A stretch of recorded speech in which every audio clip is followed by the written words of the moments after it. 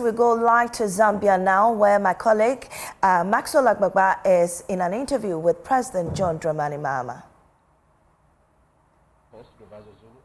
Host Maxwell Baba from Joy News in Ghana. Now, the President of the Republic of Ghana, John Dramani Mahama, is in Zambia for a 3-day state visit. He has held high-level engagements with President Hakainde Hichilema, witnessed signing of MOUs, focusing on cooperation in trade, investment, and regional development, and addressed the Zambian Parliament. This morning, President Mahama addressed the Zambia-Ghana Business Forum here at Intercontinental Hotel. We are privileged to host President Mahama, who speaks to us about the significance of this visit, Ghana-Zambia relations, and the priorities that shape the African continent. I am co-hosting this interview, like I announced earlier, with my colleague from Joy News in Ghana, Maxwell Ababa. Your Excellency, we're happy that you could give us the opportunity to talk to you. Thank you very much. Maxwell? Your Excellency, a while ago, you described this state visit as not a champagne-popping state visit, but a food-eating one.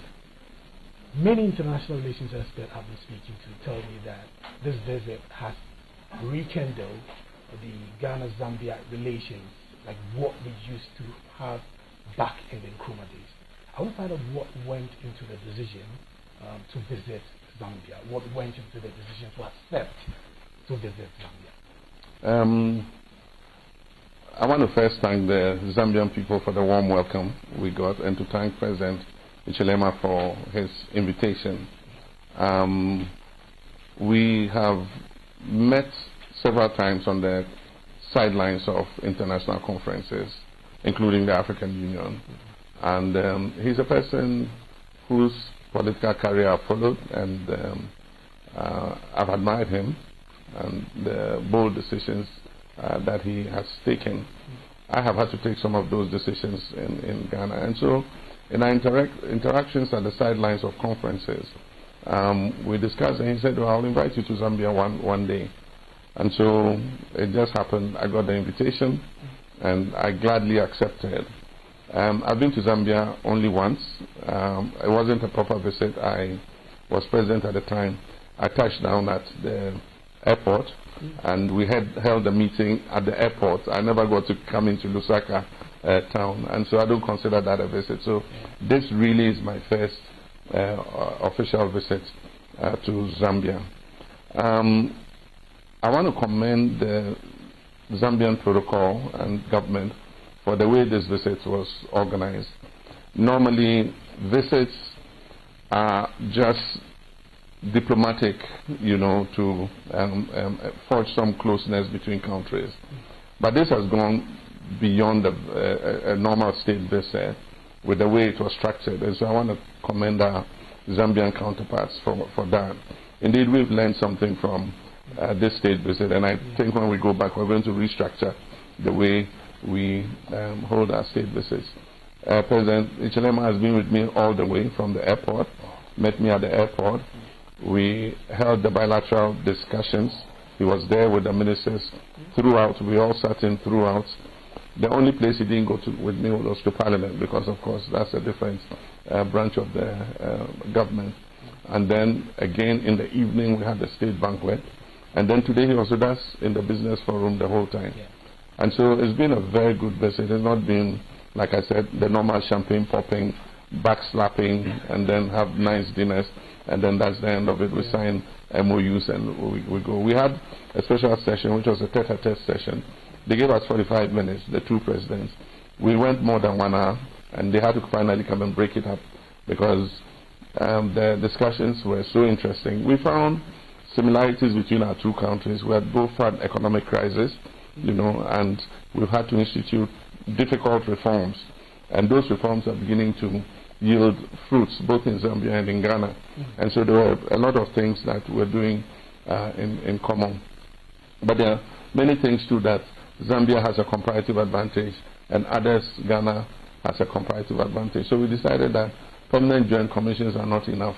We just go, diplomats talk to each other, we sign MOUs, and then that's it. We must enhance the partnership between Ghana and Zambia to a whole new level, which we haven't framed the title yet, but we'll call it temporarily an enhanced economic development partnership, something like that, you know, but we'll firm that up. But all this is based on the previous relation between Ghana and Zambia as a result of the friendship between our two founding fathers, Kaunda and Nkrumah. The relations between Ghana and Zambia are historic because Ghana was the first sub-Saharan African country to gain independence. And as soon as we gained independence, with what our president said when he said the independence of Ghana is meaningless, we had achieved liberation. He said our liberation is meaningless unless it's linked up with the total liberation of the African continent. And so from then, Ghana became the liberation headquarters. Zambian freedom fighters, Kenyan freedom fighters, South Africans, you know, Ugandans, everybody came to Ghana, either to attend the Ideological Institute, or some of the cadres and freedom fighters attended school in Ghana, and many of them held Ghanaian diplomatic passports, because in some cases they were declared terrorists, they wanted to arrest them, and so we had to give them diplomatic passports to be able to not get arrested when they travel. And so that historic relation was to achieve political independence. Now we have political independence. The responsibility for us, the current day leaders, is to achieve economic independence, economic transformation, and build prosperity for our people. And so we recognize that. Your Excellency, just to take you back a bit, I know it's been a very busy 3 days for you. You barely had time to rest. I want you to dig deeper. What are your takeaways? I know you did list some of them this morning. You spoke about energy, you spoke about agriculture. What are some of the key takeaways that you're going with home? Well, the takeaways are on 3 fronts. One is strengthen the personal relations between myself and President Hichilema. We've known each other, like I said, we've met several times in international fora, but this is the first time him and I, you know, have been in the same space continuously for that period of time. I love his calm disposition. You know, he's a very thoughtful person, and he speaks eloquently, and he also said he's been admiring me from a distance, and so it means that it's created a personal, you know, bond between us. Then aside from that, we'll take the bilaterals. We signed 10 MOUs. We've had several official and state visits where we signed MOUs. This is the largest number I've ever seen us sign between Ghana and any country, and so that's good. But some of the MOUs stand out for me. The first one is the visa-free travel for all categories of passport holders, from diplomatic to ordinary passports. And so it means that with the signing of that MOU, Zambians don't need a visa to come to Ghana, and Ghanaians don't need a visa to come to Zambia. And so that's a significant move forward. We've been trying to achieve this free movement of people within Africa. It's been difficult. We've tried to pass the protocol several times. It hasn't happened. And I think that we can start to do it bilaterally. And so Zambia and Ghana, Ghana and Kenya, Ghana and another country, Zambia and another country, and then gradually we'll build it up. Indeed, President Obasanjo has spoken to me, and we came up with an idea of forming the League of Nations for Free Movements of African people. And so far, he suggested 8 countries to begin. And as other countries agree, they can come and join. And so we'll have visa-free for all the 8 countries within the League. And so we can travel to each other's countries without a visa. And gradually other countries will join. Because if you want to wait for the protocol on free movement, it will take forever. And so that's one of the MOUs that stands out for me. The other one is the agreement on standards between our Ghana Standards Authority and the Standards Authority in Zambia. And one of the hindrances to fully realizing the African Continental Free Trade Area Agreement is the difference in standards. And so we need to harmonize our quality standards, including phytosanitary and all that, so that we know that if the Zambian Standards Authority declares something as approved by the Zambian Standard Authority, it will be just as good as if the Ghana Standards Authority approved it. It will make it easier for us to exchange goods, because once we get an import from Zambia and it has the stamp of quality of the Zambian Standards Authority, it's as well as if we, our Standards Authority did it. And so you don't need to take the product to our Standards Authority to test again to find out if it meets our quality standards. So that's the second MOU I thought was, a very useful one. The third is a bilateral air services agreement, that is to open the skies between Zambia and Ghana. And so if we have aircrafts or we have national airlines and we decide to do direct flights to each other's countries, the agreement has been signed already. Ghana is looking to establish a national airline. And so when we do, if we want an East African hub or we want to fly into Zambia, we don't need any other special permissions. Your Excellency, the journalist team was at the National Assembly of Zambia yesterday when you addressed the House. We interacted with some members of Parliament and you received rave reviews from them. President Hichilema yesterday also at the state banquet mentioned it. I want to find out what significance is to have Zambia have you to address their National Assembly, and how does it tie into the Pan-Africanism agenda initiated by President Nkrumah, which you are reviving now? Yeah, thank you very much. If you know the history of diplomacy and official and state visits, one of the highest honors that can be given to a president is to address the country's parliament. Yeah. And so when I got the program, and it indicated on the program that I'll give an address to the National Assembly, I considered it a very significant honor that the Zambian people have done to me. To be given the platform to address representatives of the people, I think is one of the greatest honors. It gave me a bit of a sense of nostalgia, because I've been an MP myself for 3 terms representing the Bole Bamboi constituency in Ghana. And I know how MPs behave. We are all the same. There's no difference between the Zambian parliament and the Ghanaian parliament. Yeah. And so when we got in the hears and all that, we all used to do it before. Yeah. And then also the comments and heckles while you're on the floor. And so Hichilema said I used a trick to disarm the MPs by telling them that I'm used to heckling. Of course, in Ghana we read the State of the Nation address. Yeah. And when you read the State of the Nation address, heckling is, a part of the British tradition, which has been a carryover to our traditions. And so I told them I was used to that. But I thought that I should give a speech that highlights what we call the Accra Reset. Yeah, and the Accra Reset is about what chart Africa should pursue in the changing geopolitical world, because the rules-based system, multilateral system, has become shaky. Countries are acting unilaterally.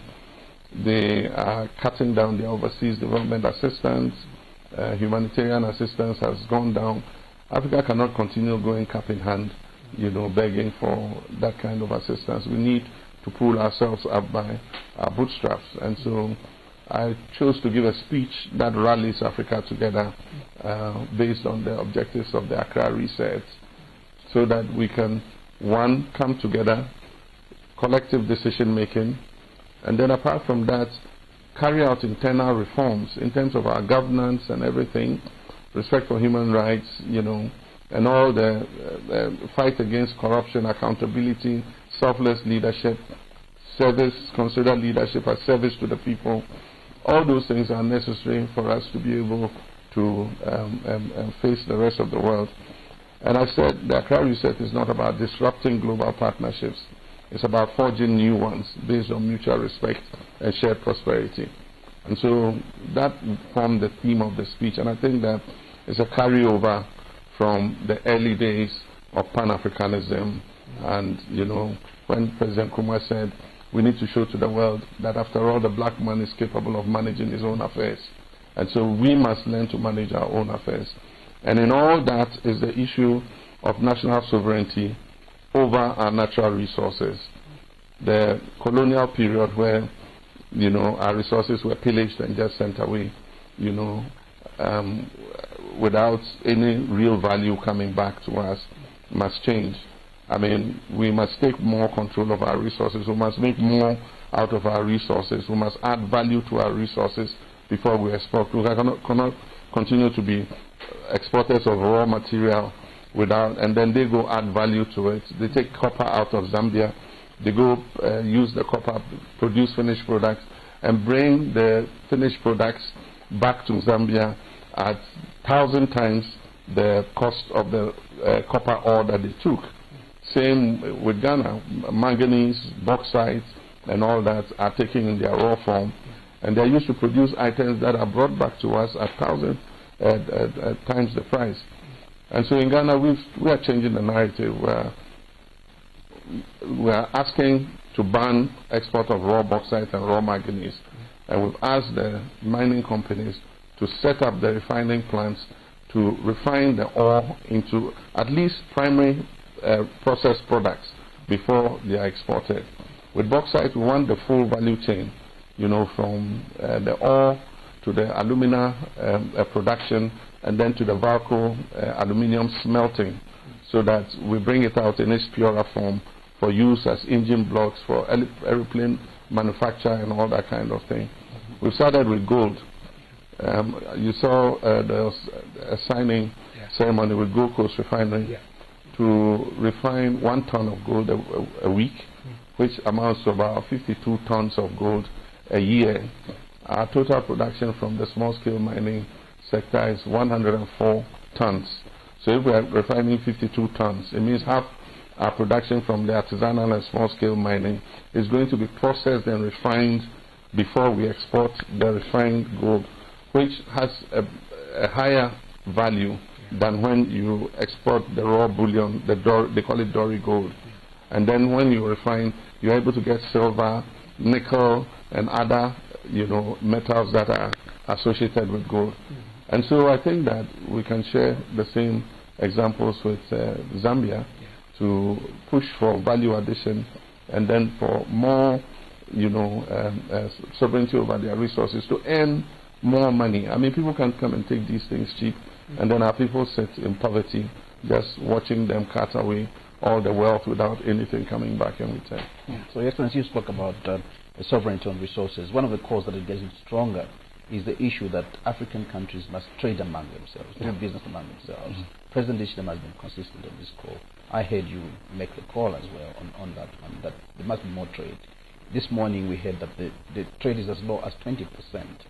What gives you confidence that this is achievable now, particularly looking at maybe your visit to Zambia, Ghana? The trade is actually far below. It's between 11 and 15% averagely. But why they say 20% is a lot of the informal trade in food across our borders is not captured in the trade statistics. So it might be higher than even 20%, because in Ghana, I mean, they carry maize across the border. They don't go through any border point there. We don't have any border anyway. People walk across from country to country without any restraints. And so we have markets on this side of our border in Ghana. There are markets on the Togolese side. And so when it's market there, people carry yams and, you know, potatoes and cassava and everything, and cross and go and trade. And when it's a market day on our side, the Togolese come. A lot of that trade is not captured in the statistics, so it might be higher. But the formal trade is quite low. It's estimated at about 11%. It's the lowest amongst all continents. And so it was a good news when we passed the protocol on the African Continental Free Trade Area, whose secretariat is based in Accra. Now, there are two challenges the African Continental Free Trade Area face. First is the issue of standards. Actually, three. First is the issue of standards, harmonizing our standards, which is what we in Zambia are working at. The second is payments and settlements. You know, we have to exchange dollars to buy products from Ghana, and Ghanaians have to exchange dollars to buy products from Zambia. We must get rid of that. We must find a way of trading in our own currencies, and that is what the Pan-African payments and settlement system is supposed to achieve. The third challenge is the logistics for moving goods amongst African countries. Because of our colonial experience, the railway lines, the roads and everything are designed in a way to export, to Europe and other places, and not to ourselves. You find that between two countries, even the road network is poor. If I wanted to export goods to Senegal or Morocco, the road between Ghana and Senegal hardly exists. I mean, in some places a dead track, and so we were not meant to trade amongst ourselves. We were meant to trade with our European colonizers. And so the logistics were not there. Short railway tracks just to bring things, extract raw material from our countries to the ports for export to Europe and other places. So infrastructure, the logistical infrastructure for trading amongst ourselves is also a problem. And that's why we have to leverage the money to be able to put in that infrastructure. There must be trains going between Zambia and Ethiopia, Zambia and, I'm sure you have a rail between you and Mozambique or something. But there must be trains going everywhere where we can carry heavy cargo cheaper. There must be roads interconnecting our countries. And if we're able to put in that infrastructure, the trade will develop, the trade networks will develop, so that it's not more expensive to trade amongst ourselves than to trade with Europe. All the ships are going to Europe. If I send a container to Tema Port just now and I say I'm sending it to Rotterdam or to Netherlands or to somewhere, within 2 weeks it should be there, or even less, because there's always a ship going. But if I say I'm bringing something to Zambia, it will have to probably go to South Africa. How many ships go from Ghana to South Africa? I might even have to ship it to Europe and put it on another ship to come to South Africa, and then from South Africa to transport it to Zambia, and so it increases the freight charges and all that. So those are the main logistical constraints, and these are the things that we discussed with President Hichilema to see how we can improve trade amongst ourselves. And today at the Business Forum, one of the important things he said was that let's generate import lists of our two countries, and let's look at those import lists. Ghana imports beef. Zambia has excess beef. Can we import our beef from Zambia instead of importing it from Argentina and Brazil? Ghana produces aluminium products, electricity transformers, and all that kind of thing. Can we import those transformers from Ghana instead of from China? Once we have the import list, we can look at where Zambia has a comparative advantage and where Ghana has a comparative advantage, and begin to increase the volumes of trade amongst ourselves. Your Excellency, the joint team was in the Central Business District of Lusaka, and we interacted with some of the market women there. A 72-year-old woman I spoke to said Ghana and Zambia are like twins inextricably tied at the umbilical cord. And she said this because of the current trajectory the two countries are. However, we know the power of global shocks. Our inflation is currently 3.8 in the single digits, all-time low. But we know the power of global shocks. No economy is immune to that. I want to find out from you, does that keep you awake at night, or you think we have sufficient buffer to continue on the path that Ghana is on? Oh, it keeps every leader awake at night when the next global shock will happen. Yeah. It could be a financial meltdown. Yeah. It could be a pandemic. It could be earthquakes, volcanoes, disruption of international travel, and all that. So these things, it's not a question of if, it's a question of when, because these shocks will come, and they come in different magnitudes. Some more severe, some, on the lighter side. And so every country must aim at creating what I call a resilient economy, an economy that has enough shock absorbers or buffers to be able to stand external shocks. When I spoke with President Chilema, we recognized immediately the similarity of the trajectory on which both our countries have been. He took over a difficult economy and has been implementing quite bold reforms to turn the economy around. And results are beginning to show in terms of lower inflation, stronger value of the Zambian kwacha and all that. The macroeconomy is looking better, the investment environment is looking better. And it's exactly similar to Ghana. Like Zambia, we also just came out of a debt restructuring. I also inherited a very difficult economy. Inflation at 23.4%. The local our currency, just kept depreciating in value, and aside from that, investor confidence was low. Foreign direct investment had gone down, and so we've all been implementing quite bold reforms. And in Ghana, as in Zambia, the turnaround has happened, and results are beginning to show positively. One of the things we need to do is to build our foreign reserves, which is what we're doing in Ghana. In 1 year, we've moved our reserves from $8.9 billion to $13.4 billion in 1 year.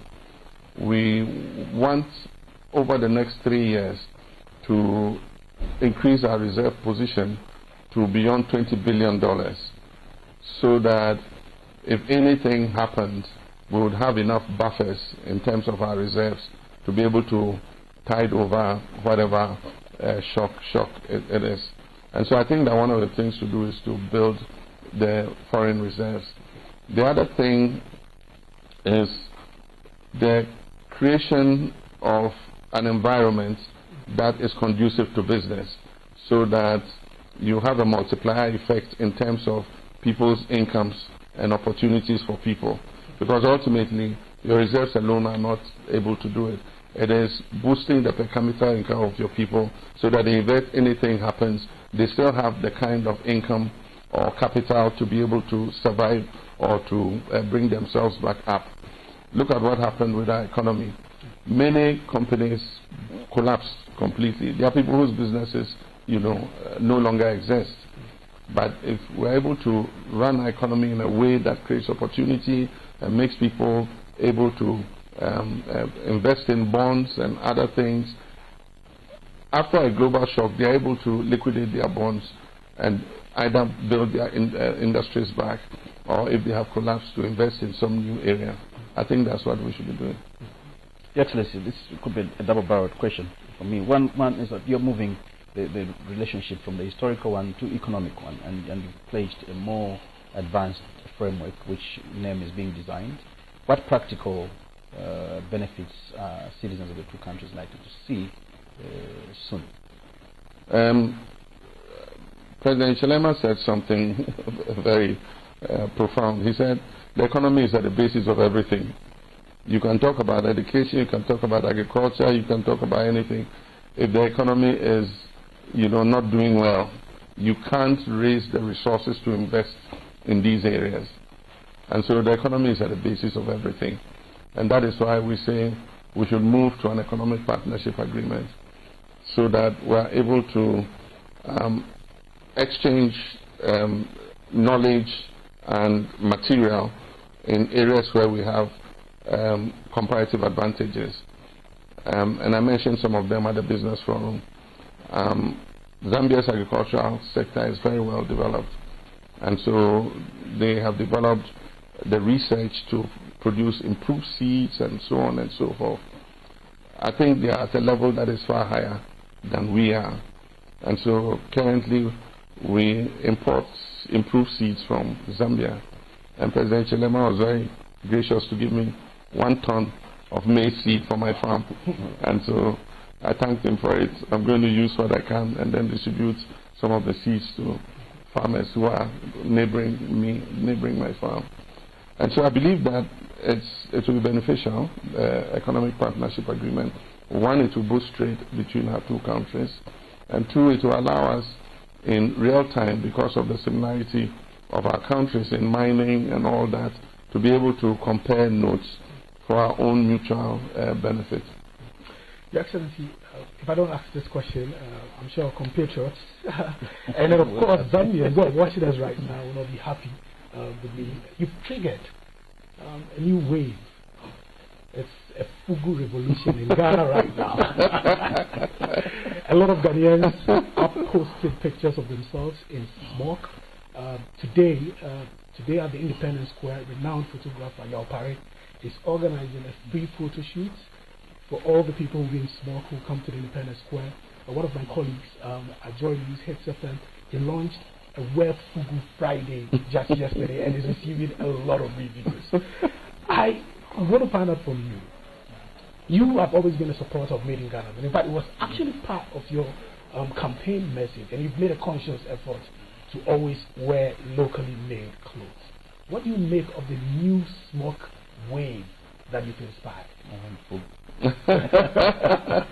Okay, it's called the smock in English, but in our language, some people call it fugu, some call it batakari. Yeah. Now, this is a traditional dress that is made by a local industry. It's part of our culture, and so in the past, it was worn by kings, royalty, and also warriors. When our warriors were going to war, they wore smocks, and the belief was that the smocks were soaked in some herbs, and then some spiritual thing was done. So when you fire a bullet, it can't penetrate, you know. And so the smock portrays a lot of things in our culture. And significantly, on the day Ghana, the first sub-Saharan African country to gain independence, on the day our independence was declared, our president, Kwame Nkrumah, was wearing a smock. He and all the freedom fighters were wearing smocks. So smocks have become an integral part of our cultural identity. And I want the smock to the United Nations, the highest platform in this world. I'm surprised that Zambians didn't see me in a smock last September. Came closer. Yeah, when I gave the speech that everybody's talking about, I was wearing a smock. I'm surprised that they didn't notice it until I visited Zambia. But the smock weavers in Ghana will be very happy because I, by power of social media, have giving them branding and marketing that they couldn't ever have dreamed of ever getting. And I'm sure that by the time I leave here, the number of searches for fugu, batakari, and smoke, is going to be quite high. And it was just because of an innocuous statement. People were commenting about my arrival, and one person said, "Oh, but what blouse is he wearing?" That's it. And it triggered a whole social media firestorm. But incidentally, you know what? When I arrived, we exchanged gifts, myself and President Chelema. He gave me a beautiful carving, Zambian carving, and I appreciate it very much. I'm going to put it in my office and label it as a gift from President Chelema. And then I gave him a fugu. So what I wore, I gave him one of that. And so he said he's going to order some more and then distribute it to his Zambian countrymen. But one of the things that I have brought into my presidency is to promote the local garments industry. And so all my clothes are made in Ghana. They are sewn by Ghanaian designers. Yeah, so all these safari suits and things I wear are sewn by local designers. And that's what I wear every day, to work, to official functions.